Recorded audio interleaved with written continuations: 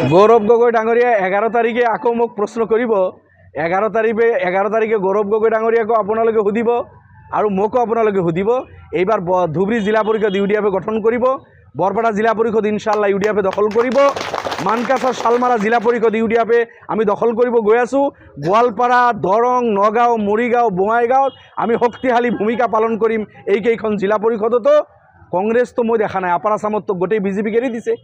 গৌৰৱ গগৈ ডাঙৰীয়া আপাৰ আসাম আপুনি বিজেপিৰ হাতত এৰি দিছে গোটেইকেইখন জিলা পৰিষদ বিজেপিক এতিয়া কেণ্ডিডেট আপোনালোকে দিব পৰা নাই লয়াৰ অসমৰ পৰাও কংগ্ৰেছ উৎখাত হৈ গৈ আছে টিকেট বিক্ৰী কৰাৰ শাস্তি জনগণে এইবাৰ কংগ্ৰেছক দিব জনগণে কৈ আছে আজমল চাবক হৰুৱাই দি আমি ডাঙৰ কিবা এটা ভুল কৰিছোঁ তাৰ শুধৰণি এই পঞ্চায়তত হ'ব আৰু আমাৰ এমপি ডাঙৰীয়াতো কেম্পিঙত আহিবলৈ সাহসে পোৱা নাই কংগ্ৰেছে তেখেতক বৰপেটা পঠোৱাই নাই কংগ্ৰেছে তেখেতক আমাৰ এই অঞ্চলবিলাকত চেঙা Mandia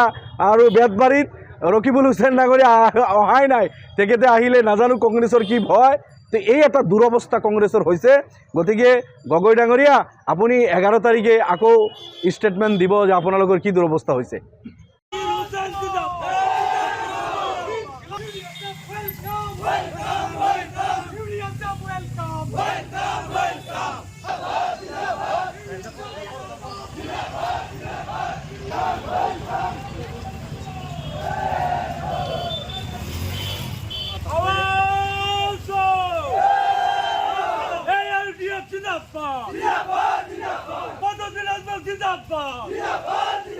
Dr. Habib Shafeequl Islam Zindabad.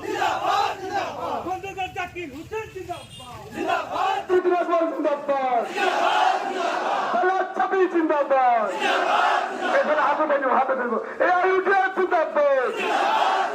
মাওলানা বদরুদ্দিন আজমল জিন্দাবাদ সালাত চাবি জিন্দাবাদ আমার সবার কাউন্সিলর সিলিনা খাতুন জিকিব আমার বরাবর কাউন্সিলর সাবের চেন জিকিব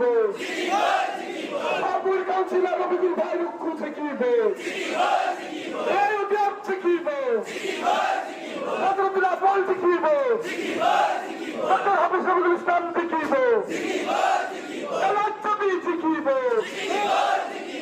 ডিমোশন কৰিব দূৰৰ কথা ডিসিশন লোৱা দূৰৰ কথা আপোনালোকে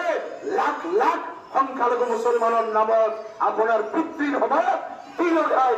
বিজেপি সৰকাৰেৰ পুনৰ সপোন দেখাই আছে